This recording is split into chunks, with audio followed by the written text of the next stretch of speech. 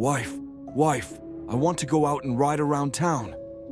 That's what Rob wants to say. But he can't. He won't.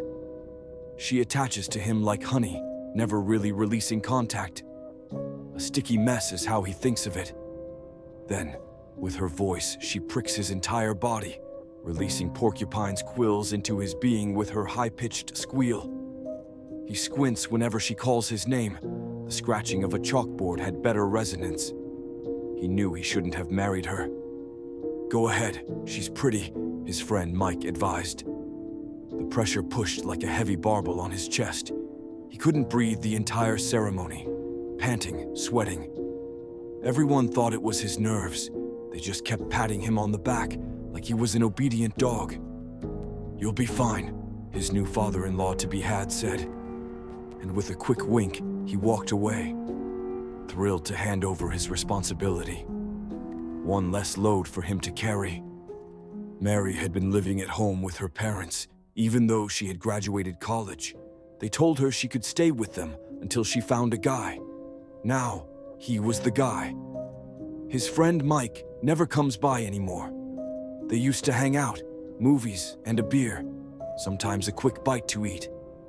Laughing with pizza coming out the sides of their mouth is what he remembers most. Those good times are in his past. He's attached now.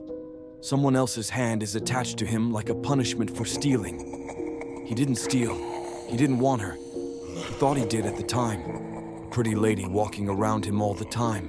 Fresh-smelling perfume, like freshly picked gardenia flowers always surrounding his home. Sweet laughter and sensuality.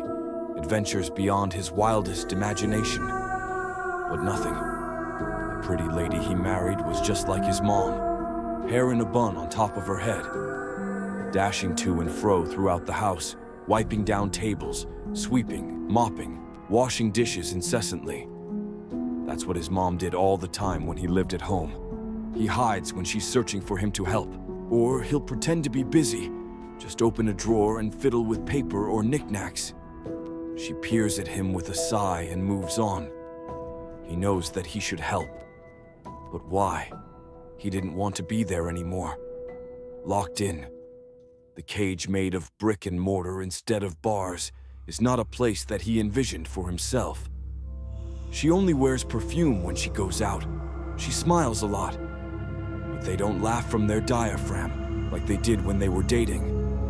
What is sensuality? He was hoping to find out after they were married.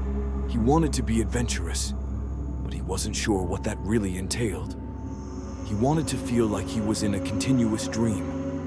But deep down, he knew that it was not reality. It was only Wednesday.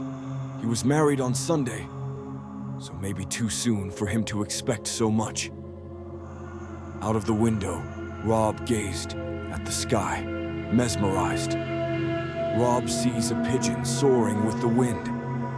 "I'm a pigeon," he says to himself. "I should be up above." "Where am I?"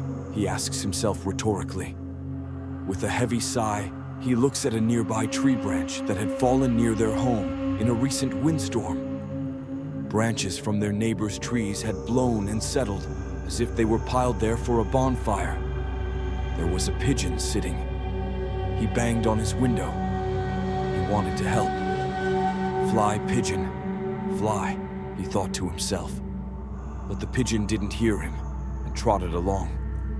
Disappointed, Rob sat on his bed, awaiting his next order from Mary. There she was, walking swiftly by the bedroom door. He sees a glance of her, peeking in, making sure he's there. But he's not. Well, not altogether there. Being investigated by the CIA would be better. "Rob, it's time for dinner," she calls out from the kitchen in a cheery voice. "What now?" Rob whispers to himself. Crunchy chicken, mashed potatoes, vegetables. The regular meal. That's what Mary liked to cook. Regular, everyday meals that she sees on the boxes and cartons of food at the grocery store. They are just advertisements, but they work on her. She cuts out the picture from the box of food that she's preparing and sets it on the table like table decor, a centerpiece. Rob walks to the table and there it is, food laid out for him. She is gleaming. She is pleased with her accomplishment. There he stands, peering into her eyes, shaped like they were smiling, and her pearly whites. "I don't want to be here anymore." Did he say it out loud, or was it just a whisper?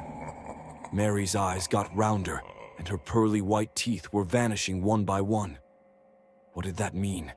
Did he say what he felt? No sounds were heard. Rob would not repeat himself. He just stood frozen like an iceberg sticking up from the waters. He had chills even though the temperature was set at 70 degrees in the house. They decided to agree on a setting for the thermostat, and it would only be changed with the seasons. He waited for Mary's response, but perhaps it was just wishful thinking that he blurted out his thoughts. "Pigeon," she blurts out. What did she say? Rob was confused. Did she know his deep thoughts? Could she read his mind? "Pigeon, Pigeon." She must know, Rob thought. Relieved, he answered. "Yes," he said in confidence, answering as if she called him by his new moniker. He was thrilled that his secret identity was finally out. Then up in the air, the flutter and brief puffs of wind made Rob look above his head. There were 6 wings flapping around the light fixture. The pigeons had gotten into the house. They started flying all over the kitchen. Mary's hands flying in every direction. Rob stood unmovable. Maybe they were coming to get him. He could go home like an extraterrestrial. Then he would be free. Then, one by one, they headed toward an open window that Mary had thrust open in haste. Coming out of his trance, Rob walked to the window, stood patiently, waiting on his turn to escape. After the last bird flew out, it would be his turn. He wanted to leap out of the window and be free as a bird. Slam! Click! Mary had closed the window and locked them out, and locked him in.